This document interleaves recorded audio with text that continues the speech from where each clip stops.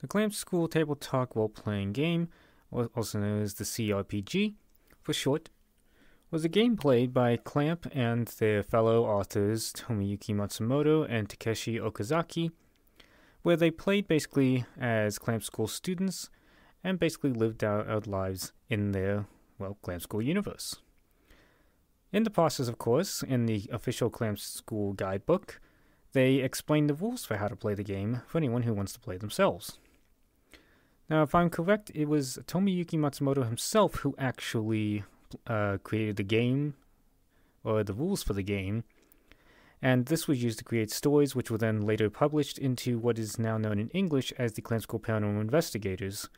They were originally game replays, as they just said exactly what they said and did in each one of the stories that they created, kind of like Dungeons and Dragons. And then Tomoyuki was encouraged by Clamp to create a novel series based on that, and Clamp handled the art for that. So, I have roughly translated the CRPG in the official Clamp School guidebook, and so this is going to be pretty much covering Chapter 3, how to play the game. I don't exactly have a script for it, just a rough translation, so I'm just going to give it my best shot to explain how the game is played for anyone who wants to play it themselves. I've played it once or twice, and it is rather fun. So first, of course, you're going to create a character, but one that isn't too out there, that it would be difficult to coordinate a story with your fellow players. Now, player characters must be students or associates of Clamp School.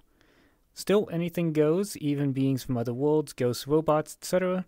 Pretty much just make it set at Clamp School, or I guess if you wanted, you could take Clamp School instead and just use this game as a template and come up with your own fantasy based on it. There's so much different things that you could do with the game. And of course, in the process of creating the character, we'll go over that in a second. And with the character sheet, you can always add things to your character as needed later. The main thing you want to focus on initially is coming up with a solid vision for the character's traits, personality, etc. So first you'll need to determine the character rank, also known as the CR. This is basically how powerful or important the character is at Clamp School. High-ranked characters can exist regardless of notoriety or fame, but they will attract more people or events than likely expected. Lower ranks can live more ordinary lives and be more heartwarming to the players. And so you have 5 ranks that you can choose from. Now keep in mind, for anyone playing in the same session, they all have to be the same character rank. You can come up with different characters, etc., but to play together, you all have to be the same rank. So the rankings are as follows: Global Hero, Superhero, Professional, Veteran/Expert, and Amateur. So when it comes to your select points for basically allocating your stats, that'll be allocated to intelligence, stamina, and luck, and I'll have a picture of the character sheets to show that. So depending on your character rank, will determine how many points you can allocate per stat to a maximum, and how many points you have total to allocate among the 3 stats. So for Global Hero, the maximum for any individual value you can put in is Special A, aka 11 points, and the maximum total points you have to spend are 23. For Superhero, the maximum limit is A rank, not Special A, aka 10 points, with a maximum total limit of 21. Professional is B rank with 9 points per ability and 19 total points. Veteran/Expert is C rank with 8 points per ability and 17 in total. And Amateur is D rank with 7 points per ability and 15 points total to spend. So regarding things, an example, of course, is obvious with like stamina. High stamina means you'll be able to move quickly, you might be tough or resistant to things like injury, poison, disease, etc. So a pretty standard role-playing game rules on that. So just for a little specificity, intelligence will dictate how well you can handle various difficulties and obstacles requiring the use of your brain. Stamina determines basic physical strength, also including endurance and recovery ability. This isn't used for manual dexterity though, that falls under intellect, as are any ability basically considered to be an intellect. And luck is a more innate ability. The lower the value, the more likely the character is to get involved in accidents or incidents, also known as bad luck, especially when it comes to misfortune, but we will cover that later. So some additional rankings to keep in mind, and this is just kind of going over those same things as to how many points you can allocate. The minimum points you have to allocate to any specific stat is 3, which would be an H rank. The maximum you can allocate, of course, is 11 or special A, unless under certain conditions, in which case you can allocate it to the top then here, which is rank S, which is a reference value of 12 points. And its translation is superhuman level of excellence. Special A is 11 points reference value, child prodigy level. A is 10 for amazing. B is 9 for excellent. C is 8 for good. D is 7 for well, that's okay. E is 6 for average. F is 5 for there is some difficulty. G is 4 for like a baby, that is legitimate from the text. And H is 3 for out of the question. So back to luck. That determines redraw points. So on your character sheet, you'll see a section for redraw. There's also a section for fortune and misfortune, but I believe those are specific to certain special abilities. I have not actually had any experience when it comes to dealing with the misfortune points or good luck points. That would probably be in chapter 5, like I said, under certain special abilities, for if you get like the misfortune special ability, which would likely occur by randomization.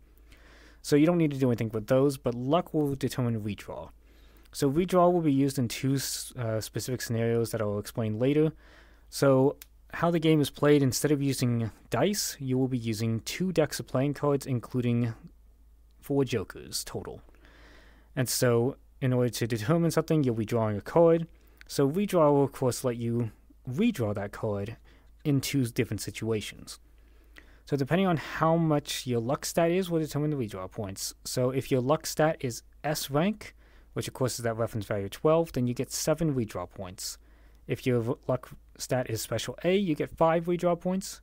A is 4, B is 3, C or D is 2, E to G is 1, and H means you get no redraw points for whatever happens. If something should befall you, such as misfortune, you have to stick with it. So special ability is the next thing to cover here.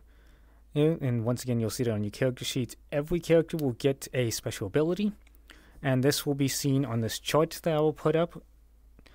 So that refers to the special ability or technique that one is familiar with or born with, and as you play, you can unlock more special abilities depending on how many sessions you play.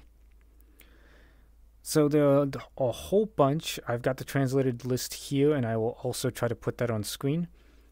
And so if you want to, you can randomize it by drawing a random card, and depending on that, you will get that specific special ability, or you can just go through the list yourself, pick that out, and in Chapter 5, it gives the specifics for how that special ability is played.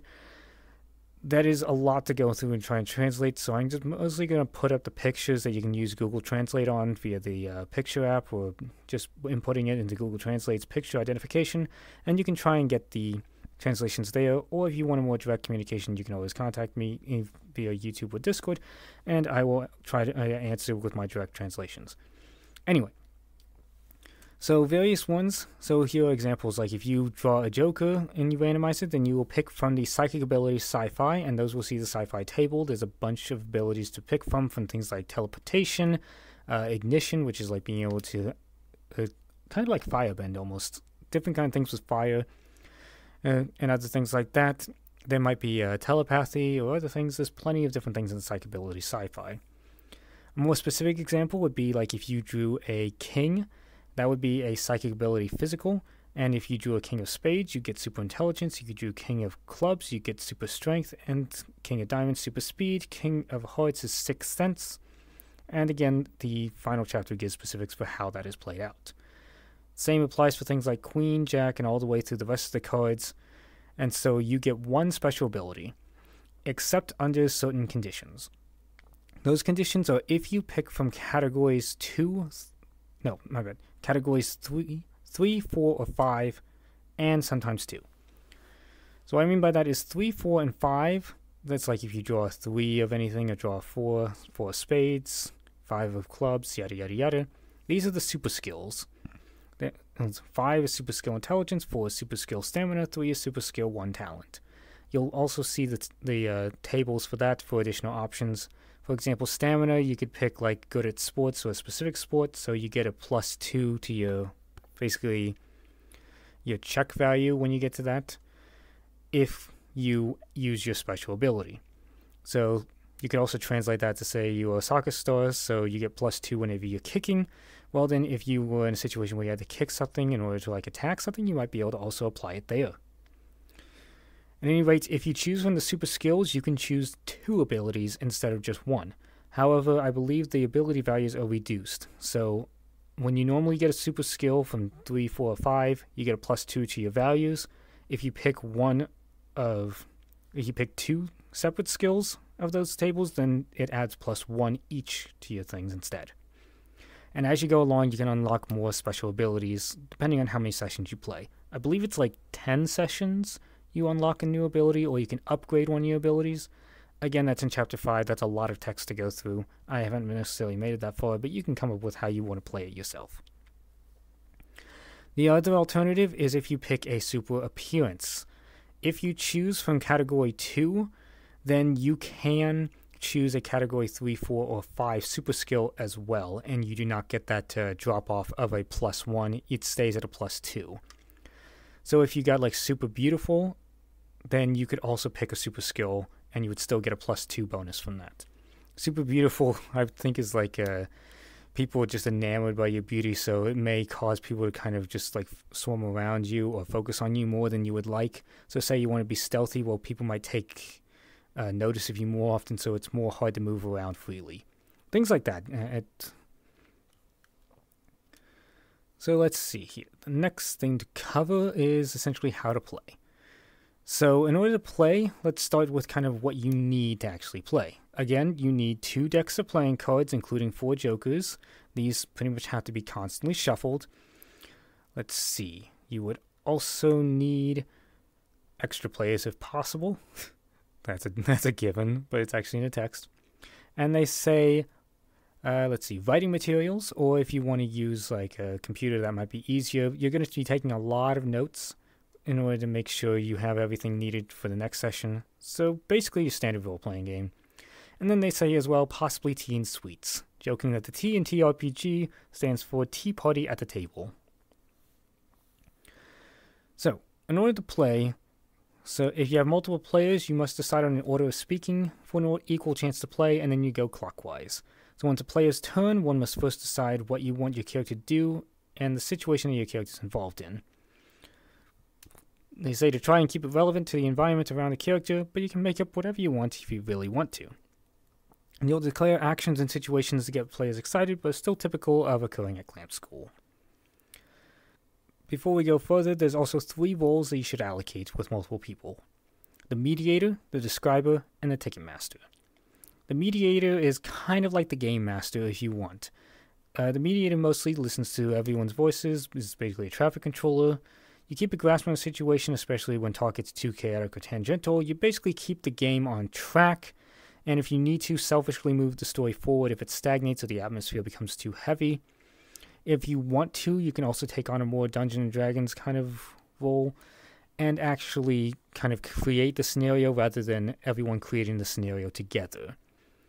The general way of the game is that you create the game as you go by talking through and just coming up with different scenarios based on what you want to do and the cards that you draw. Now, the Describer will record the story, what cards are drawn, what actions are taken, and what situations were created. So basically, the basic situation of the game is if you declare a certain action that might have a chance to go wrong or just isn't anything above an ordinary action, you'll be drawing a card. If it's a red card, what you said happens. If it's a black card, then something different will happen and you'll have to make up the story as you go. So you'll want to record what cards were drawn, what happened, and so on and so forth. Basically record everything you need to for future sessions. Finally, the Ticket Master always shuffles the deck. Basically, after every series of cards are drawn, so likely every 4 cards or so, the Ticket Master will reshuffle. That way, everything can have a chance of being drawn again. So, to start the game, after you've got your character ready and everything, actually, before then, let's go over the character sheet a bit more in depth. So, for the character sheet, here's basically how you're going to be filling it out. Now, this is how the game is set up, but of course if you want to, you can kind of change a few things. Again, this is pretty much a good template for a game, and if you want to adapt it to your own individual needs.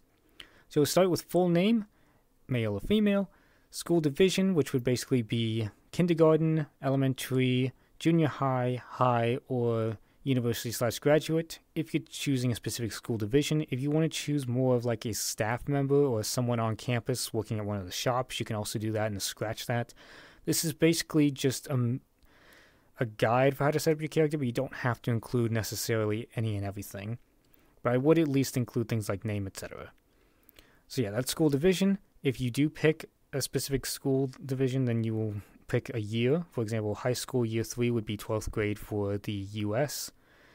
And class, that would be like the class letter A through Z or whatever. I don't know all the letters, but I do know that class Z is the most prestigious class on campus. If you are in that class, it means you have a very specific aptitude and are basically like getting a full ride through the school.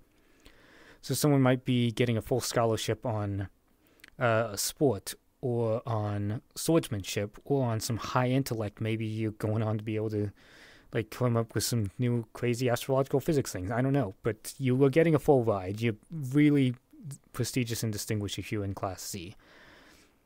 Doesn't necessarily mean you might have the greatest intellect. For example, in Clam's version, Mifuyu Mizukagami was very good in swordsmanship, but she was a ditz in everything else. But she got a full ride. She was in class Z. Then you have date of birth, star sign, committee. There are several different kinds of committees, such as Lifestyle Monitoring Committee, which basically keeps all of the organizations and clubs in check on campus. There's, of course, like, I guess what could be considered like the Beautification Committee in many cases in Japanese works, those who are in charge of cleaning the school. There's like the cafeteria or like luncheon committee or whatever it is, in charge of helping make the food and everything.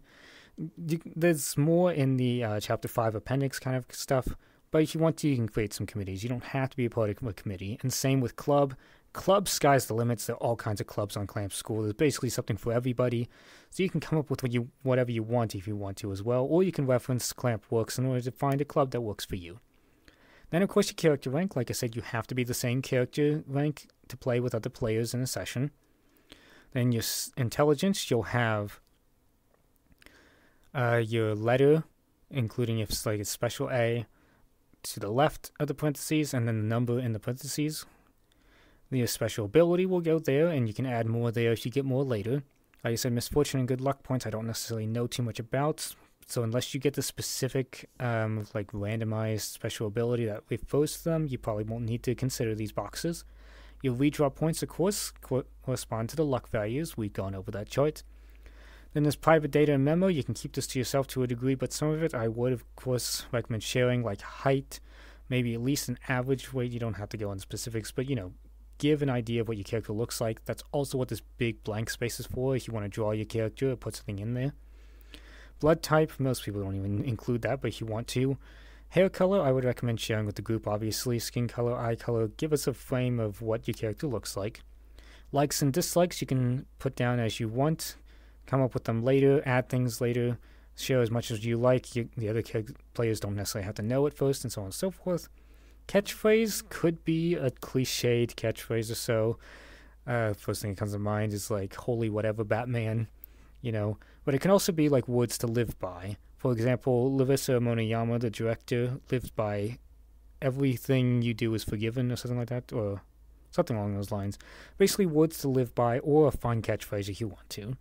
Family, of course, and then personal history, just more background information that could be elaborated on as you play the game, and of course you can add in more and more as you go. Lastly are basically the checks difficulty level and how it's all explained. I will go over this when we get there in the game rules. So, back to the game rules. To start, once you have your character, you'll be setting up by having each player create an initial location and situation that one's character is in. For example, your character might be training for a dance class, and so they're at the wherever the dance, or maybe at home, in an apartment, just kind of dancing around and practicing. You might be helping in a club room, I don't know, cleaning up the school, being in a specific building, studying in a classroom, hanging at dorms, walking around the shopping district. Basically, just tell everyone where you are and what you're doing to start. And then you'll begin your storytelling and talking from there.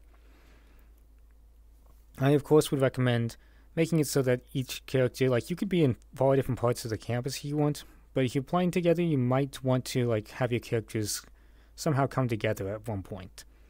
That way everything is more fun and shared.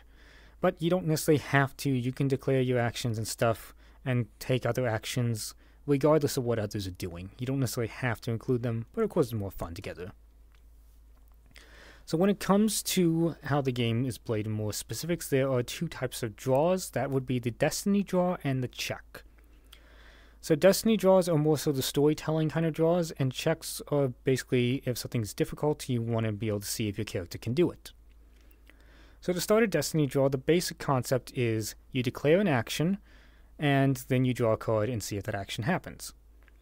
And now, some actions you don't need to do a Destiny draw on. Like if you want to say that your character is going from one side of campus to the other, you don't need to do a Destiny draw. Just have your character go. If you want something to happen along the way, then you could still do one, but that would be trying to get a black card. A Destiny draw would more so be like, say you're trying to get there on time. Say you're on a time limit. And then you would draw to see if you get there on time or something gets in your way. And a check would be more like a specific something is in your way and you need to get around it or over it, or maybe even say fight something. Then you are checking to see if you can do that.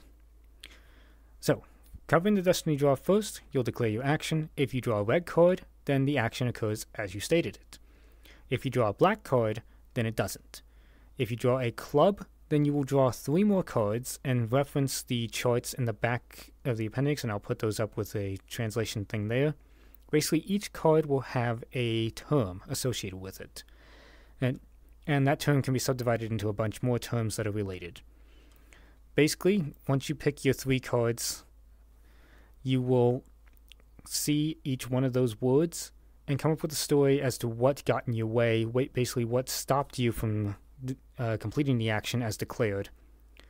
So, for example, if you got the words, say, emerge, transform, shadow, you could probably say what got in your way is a, like, cloaked figure coming out of the bushes and like, I don't know, terraforming the ground. I don't know. Just come up with something, so it's like some new thing that gets in your way and specifically tells you why you weren't able to complete the action, and come up and then create a story basically around that. Sky's the limit. Use your imagination. Come up with anything that you want to come up with, so long as it relates to those terms. You can use that as well as like to create new characters or so, spice things up, all kinds of things. Now, if you specifically draw a spade on your Destiny draw, the very first card that you drew, then misfortune will occur. And this you will then incur another draw in order to see who the misfortune befalls.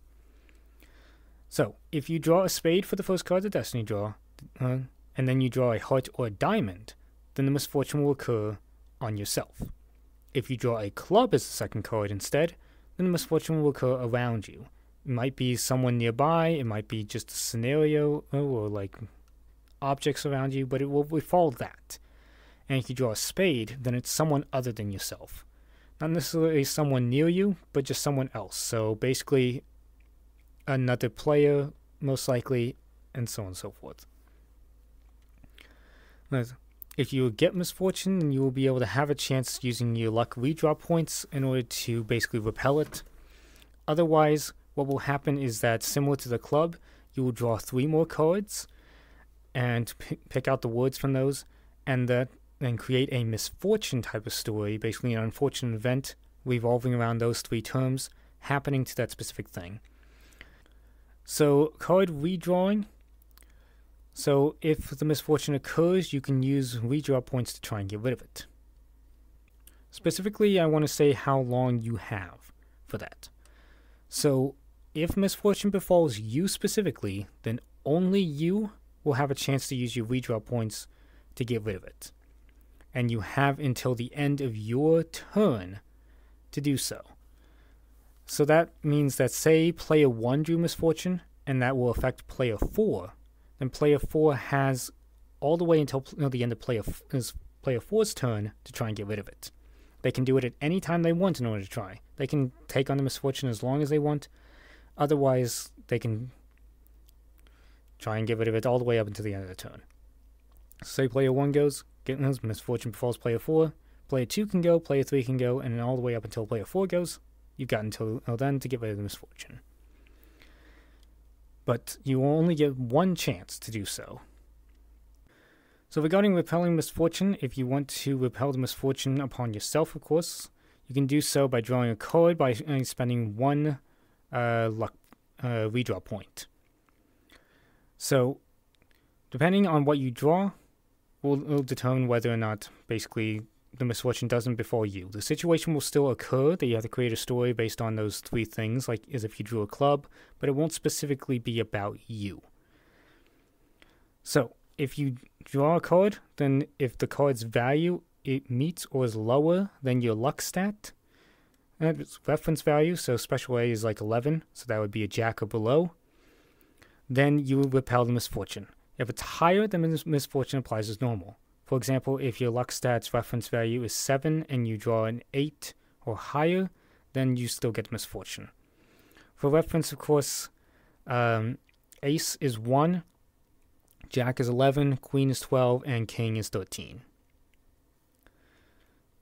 Also, if you draw a joker, then you will draw another card. If you draw a red card, you repel the misfortune. If you draw a black card, the misfortune stays. If you draw another joker instead, then again, red or black.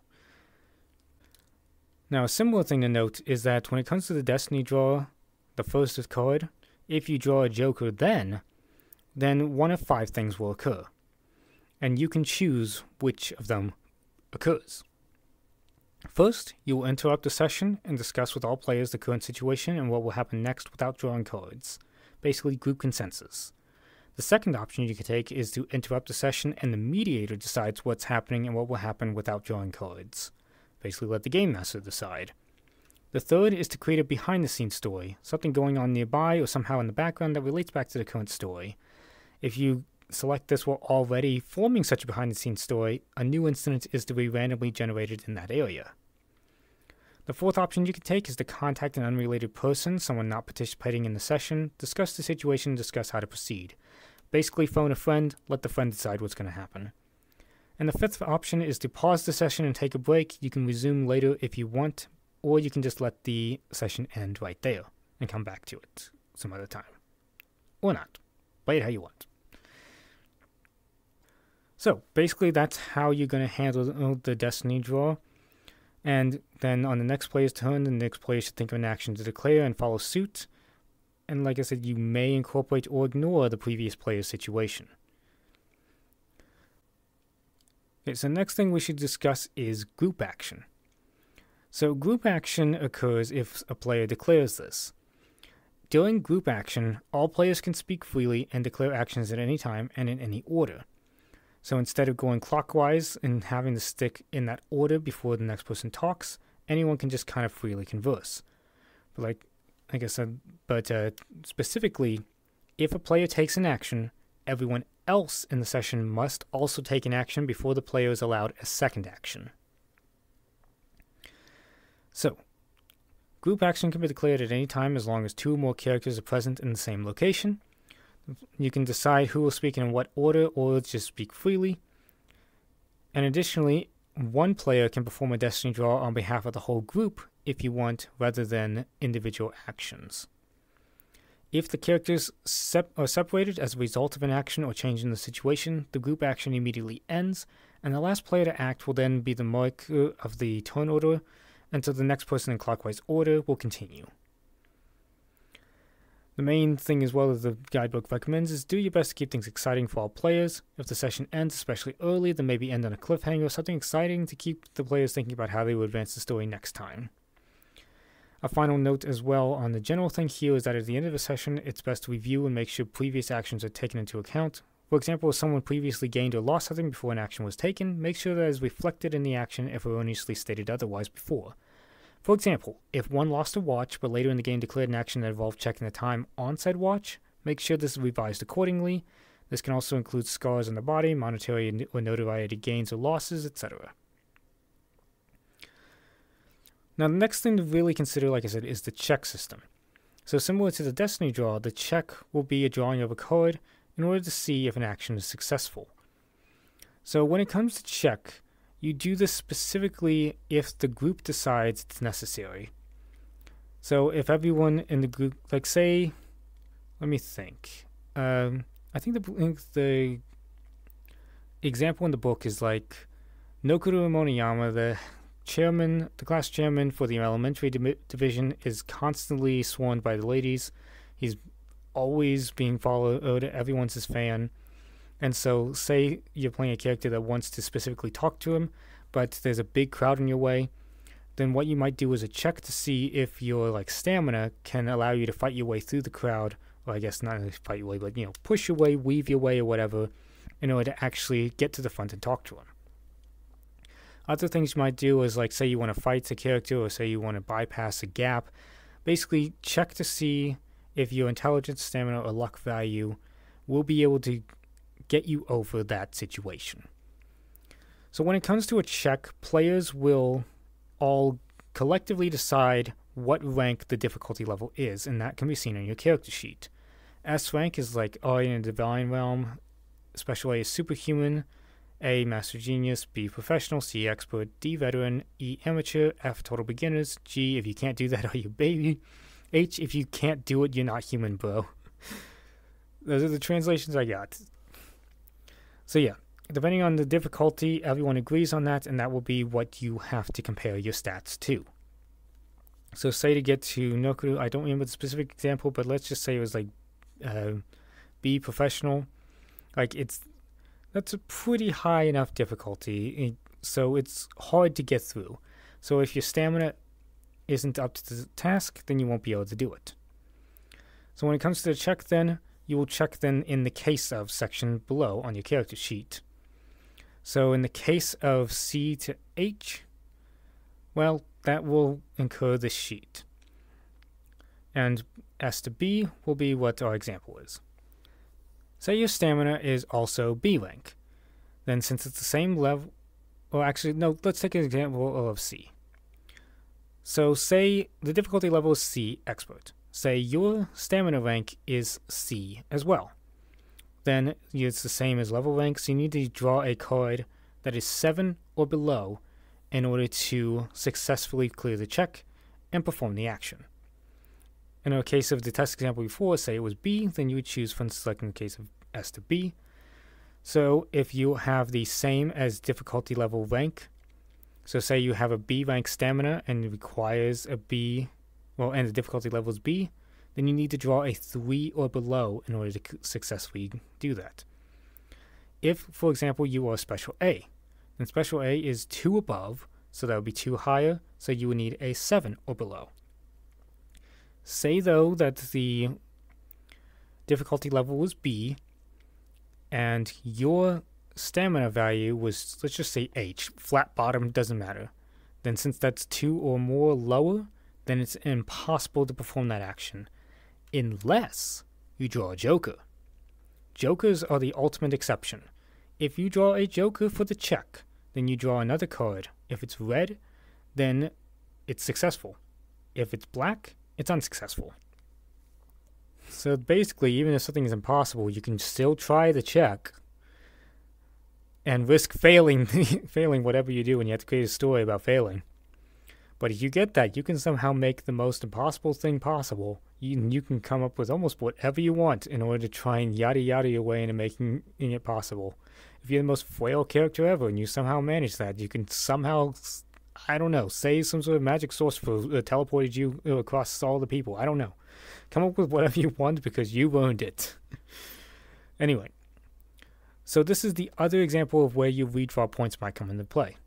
If you draw something that fails a check, you can spend 1 redraw point in order to try again. But once you run out of redraw points, and I probably should have said this earlier as well with Misfortune, once you run out of redraw points, they are gone. You only get them back in the next session. So until the session ends, that's it. So if you want, you can try for the impossibility.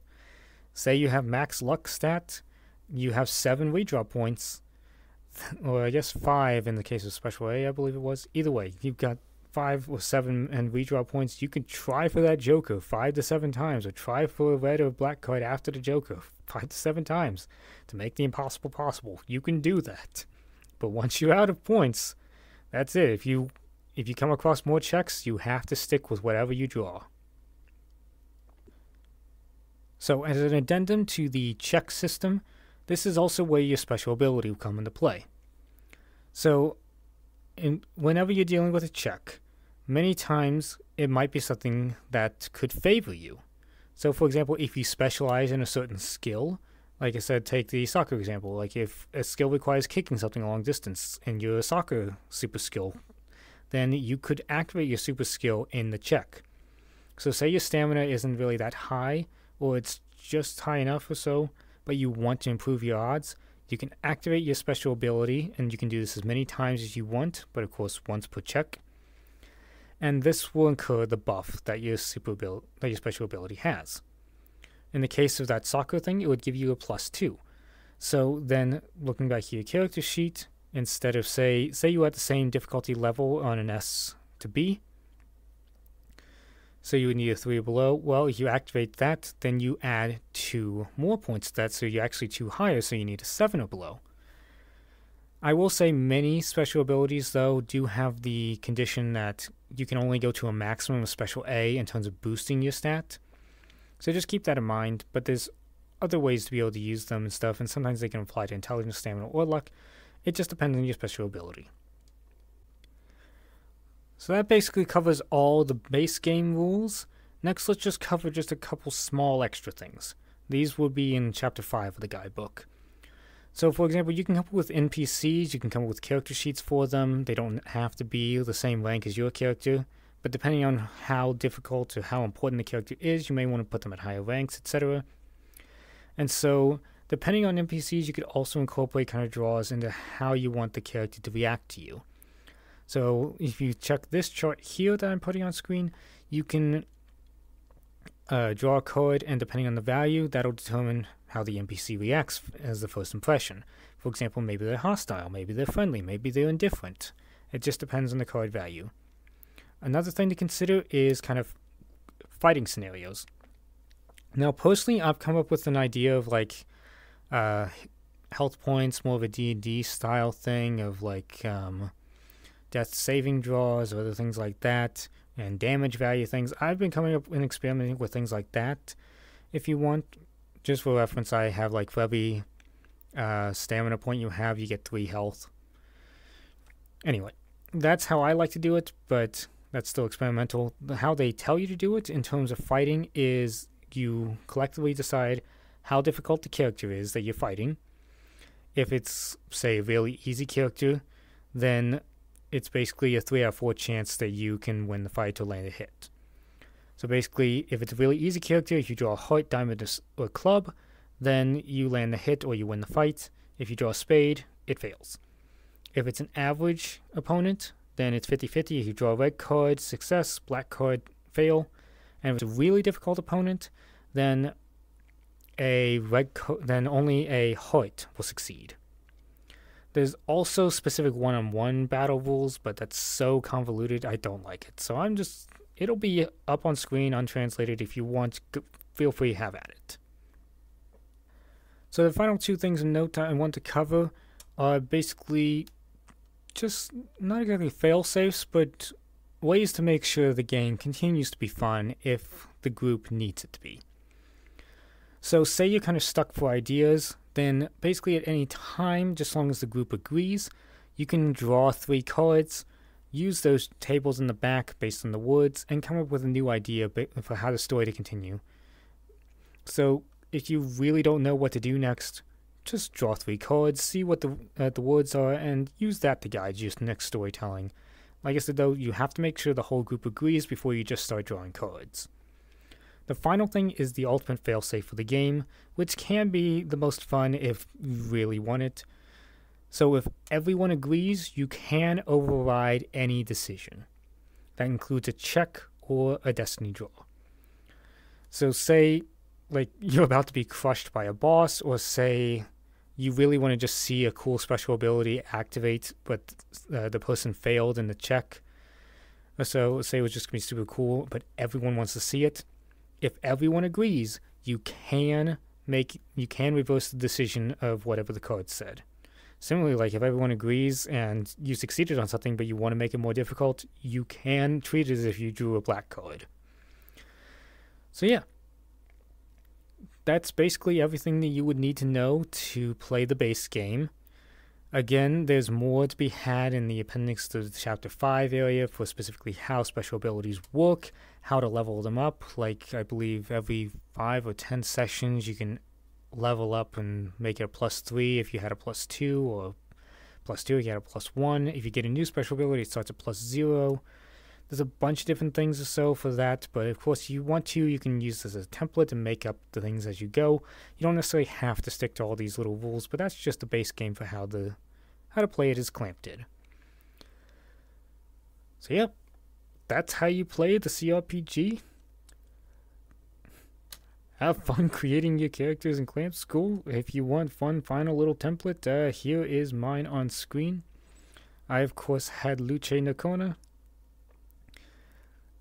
For frame of reference, my character is actually a Neko alien who has traveled to Clamp School from afar, and I've got a whole bunch of different story ideas for how my character fits into everything. It's a very fun idea, but either way, you can come up with all the kind of things that you want. Sky's the limit. Set it at Clamp School. Create a whole new idea for your thing. I'm sure in any case it'll be fun, because this was released way back in like 1996 or so it's been a long time since people have played it. Maybe it can be a nice revitalization. And again, if you have any questions on how to play the game, how to translate some of these texts, feel free to reach out. I will happily try to help out in playing this game.